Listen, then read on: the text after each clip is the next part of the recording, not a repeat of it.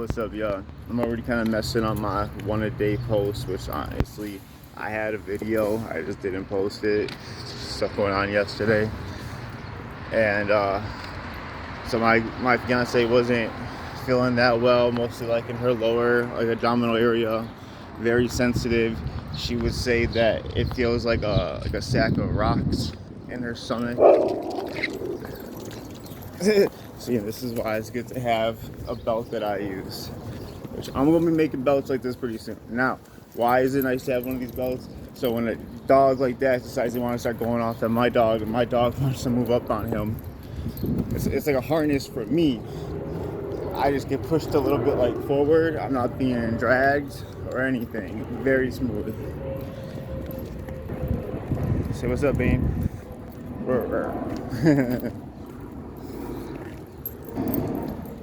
But yeah, so basically my fiance was right next to me yesterday, and we ended up going to the emergency room last night, and they think it might have to do with her appendix. Or not appendix, yeah, appendix. Wait. I keep getting it confused because she's already had her gallbladder removed. Sometimes I get the appendix and gallbladder confused a little bit. But she's already had her gallbladder removed like a long time ago. And now her appendix, they're worried that it might burst. And because she's on Eliquis, she has to wait a couple days to be off the Eliquis. So she's kind of like being held today, and maybe tomorrow if they go through everything and they see that, yeah, she still needs it, tomorrow she's gonna get it. Which unfortunately it seems like she's gonna need it. She's very scared and everything. She hates being put under and surgery. She had a lot of surgeries though too. She had, I think, an IC, I think it's called an IC filter. That was the whole thing, because they're supposed to be removed shortly after her getting it, which I wasn't with her when she got it, so she should have had it before even meeting me. And the people decided, hey, it's too dangerous, we're not taking it out. And then years later, they're like, no, like, you're in your early 30s. They're like, it's more dangerous to keep it. If you're like 80 years old, we say don't take it out. Which they're like, you know, we hope you have a long life, like, this will mess you up. And then what happened was, it was put in wrong, which I understand things can move, but it was put in wrong, and it got tied up with her veins and shit. Something like that. Maybe I'm not saying everything completely right, but it got mixed in there, and they messed it up.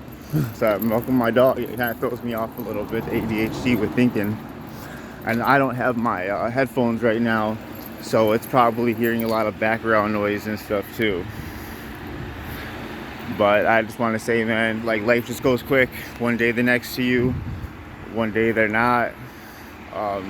You know, I'm just hoping that she's pushing through. I got home at like 5 in the morning. It's 11 right now, but I did try to sleep a little bit. I do have work tonight. You know, one of the plus sides of working, I guess, at night instead of during the day. But I think about, I was off yesterday. If I wasn't off yesterday, she would have been going through all that shit by herself, man. So it's really kind of sucks, man. Like, when you're dealing with hospital stuff, emergency things, like how much, like, you know, other people's health and things affect, you know, trying to get work done. Because we had 2 cleanings to do today, like a $200 job, a $300 job. I have like 2 scoops to do today, which I may still do if there's, otherwise I might just move them for like the weekend and tell them the situation. I have a third that I need to just get done because it's been pushed too much, but it's bi-weekly. So I mean, it's just so a lot, but you know, this is what we do as dads. This is what we do as the main providers, man. You hold everything down. One second, my dog's going. What will also become stressful is that, like, I say, like, hey, like, I'll do the $200 job because I've been done it with her before. You know, I just don't know how comfortable with that with me going. You know, and it's like, I don't really get told anything. They're like, oh, nothing gets said. She's not sure. She's thinking about it. And then, you know, I end up going home, sleeping for like 5 hours because I'm going to work tonight. And then, I'm kind of being told to, like, kind of rush over there and stuff. Which I understand, but she wants to do a lot. She wants to, you know, see everyone. And, you You know, then she's like, oh, I assume you're not gonna do the one cleaning.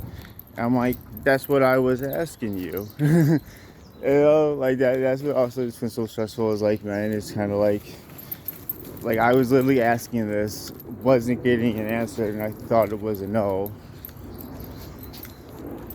But yeah, but it's kind of like whatever. Like we do need the money and everything. Like I'm fine with doing it, even now if it has to be super last minute. Literally, like as I'm talking to y'all, I literally after my dog just took a shit, got a text message from her. She's like, "Oh, so I guess you're not doing that one service." I'm like, I didn't know.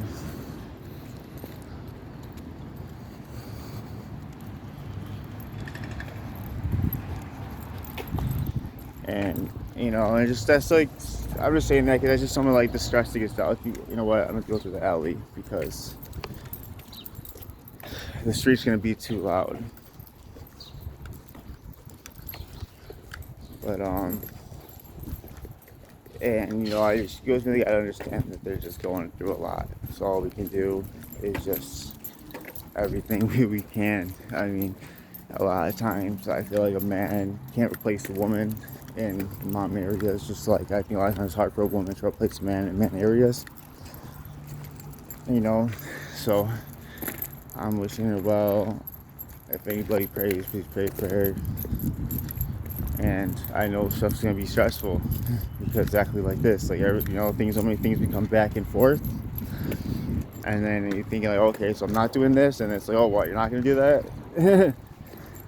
And those are hits of life, man. Those are very small and minor two things, and it's like I could be like, well, I asked you multiple times and you give me an answer, but all the stuff that she's going through right now, like, does that really make sense? Instead of just being like yeah, I could definitely do this, but I'll like move this or do that and I'll get that done.